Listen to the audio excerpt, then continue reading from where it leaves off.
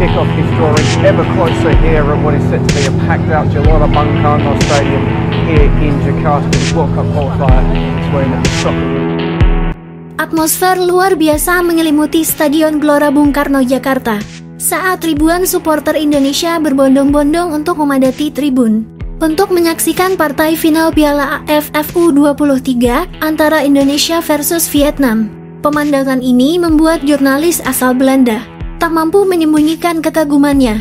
Ini seperti lautan merah putih yang hidup. Saya belum pernah melihat atmosfer seperti ini di level sepak bola usia muda, ujarnya yang hadir meliput langsung pertandingan untuk stasiun TV olahraga Belanda.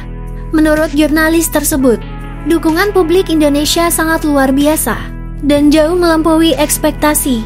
Di Eropa, laga usia muda jarang mendapat perhatian sebesar ini. Tapi di sini, Anda bisa merasakan betapa sepak bola menjadi bagian dari identitas nasional. Tambahnya, Stadion GBK yang berkapasitas lebih dari 70.000 orang ini akan dipenuhi oleh lautan fans Garuda. Tentu saja yang siap menghancurkan mental para pemain Vietnam U23. Jelas lagu-lagu dukungan, teriakan semangat, dan kibaran bendera merah putih akan menggetarkan suasana, menjadikan pertandingan ini lebih dari sekadar laga final, tapi juga melainkan pesta nasional, yang membuat saya kagum bukan hanya jumlahnya, tapi juga semangatnya. Ini bukan sekadar menonton pertandingan, ini adalah bentuk cinta yang mendalam terhadap tim nasional, ujar media Belanda. You look great, I like you, I can't wait. A first time, a first date. You're so fine, I'm so late. You sip wine, I drink straight. Don't waste time to my place. I feel my heart erase. Pertandingan final antara Indonesia dan Vietnam sendiri menjadi puncak dari turnamen yang penuh emosi.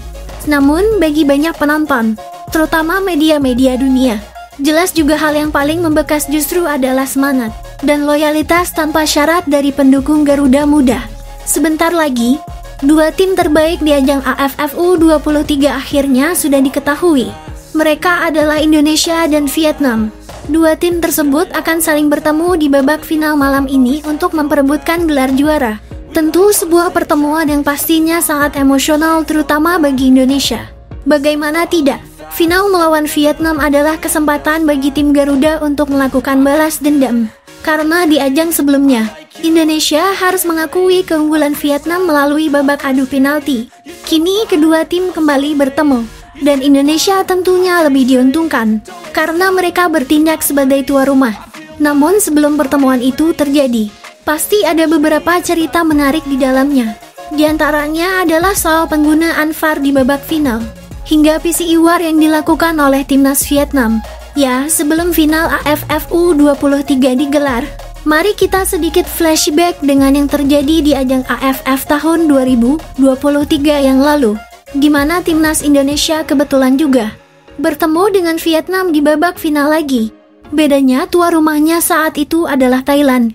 Untuk skuadnya Indonesia masih diperkuat oleh Hernando Ari, Rizky Ridho, Bekam Putra, hingga Ramadan Sananta. Dan pelatihnya saat itu adalah Sintayong. Dengan apa yang terjadi pada tahun 2023 yang lalu, kini membuat Indonesia memiliki misi untuk melakukan balas dendam. Kebetulan di skuad Indonesia saat ini, ada beberapa pemain yang di ajang sebelumnya juga ikut serta. Mereka adalah Muhammad Ferrari, Robby Darwish, Arkan Fikri, hingga Frankie Misa. Pemain-pemain itulah yang nantinya siap bertempur habis-habisan demi bisa mengalahkan Vietnam, sekaligus membalas kekalahan di final sebelumnya. Tentunya mereka juga akan mendapatkan bantuan dari para pemain lain yang selama ini telah diandalkan oleh Gerard Van den Burg. Skuad Indonesia dengan 2 tahun lalu tentunya sudah berbeda dan pelatihnya juga berbeda pula. Maka hal inilah yang langsung mendapatkan perhatian dari skuad Vietnam. Dalam sebuah pernyataan, tim Vietnam mengaku buta kekuatan dengan timnas Indonesia karena pelatih yang bakal mereka lawan adalah pelatih baru dan belum pernah bertemu dengan Kim Sang-sik. Namun meski begitu, ada beberapa taktik milik Gerard Van den Burg yang benar-benar diperhatikan oleh analisis Vietnam. Taktik yang pertama adalah menempatkan bek untuk ikut membantu serangan. Biasanya peran ini akan dijalankan oleh Muhammad Ferrari. Untuk taktik kedua adalah lemparan jarak jauh. yang selama ini terus diandalkan oleh Indonesia.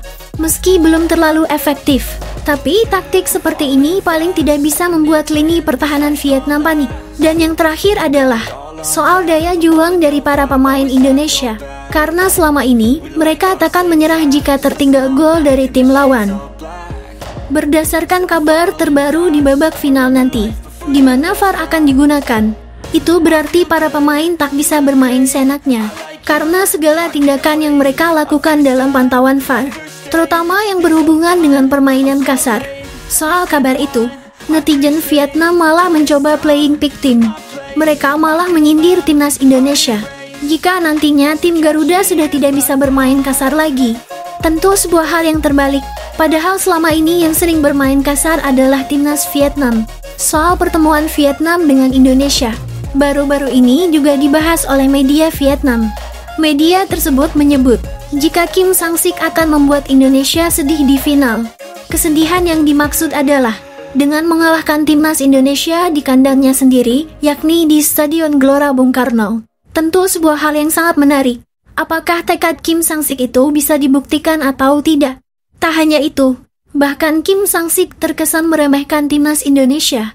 Pelatih asal Korea tersebut menilai jika kekuatan Indonesia tak sebagus dengan kekuatan yang dimiliki oleh skuadnya. Di sisi lain, komentar juga diberikan oleh Gerard Vandenburg. Pelatih asal Belanda itu memilih santai dan tidak mau membalas pisiwar dari Kim Sang-sik. Intinya Gerard akan fokus memberikan yang terbaik untuk timnas Indonesia. Pelatih Gerard Vandenburg juga mengatakan, jika melawan Vietnam di final, dirinya yakin anak asuhannya bisa mencetak gol. Pelatih Gerard sudah menyiapkan taktik khusus bagaimana caranya mencetak gol ke gawang Vietnam. Sementara itu, menjelang babak final, Erick Thohir mengkonfirmasi jika Jens Ravens dan Arkan Fikri siap bermain setelah sebelumnya sempat diragukan akibat cedera. Ketua PSSI tersebut juga memberikan semangat kepada pemain timnas untuk berusaha keras demi bisa meraih kemenangan. Erick Thohir juga memperingatkan kepada para pemain timnas jika lawan yang akan dihadapi mereka bukanlah lawan sembarangan. We get more chances than opponent every game. So we will score goals. It's more difficult for them to score goals. We're already just feeling about the tournament. I think we like all the same tracks. Listen all night and the sheets all black. Said I'm falling fast. Remember life before you, that's facts. I feel good, you look great. I like you, I can't wait. A first time, a first date. You're so fine, I'm so late. You sip wine, I drink straight. Don't waste time to my place. I feel my heart erase. Aparece Messi, gol, gol, gol, gol.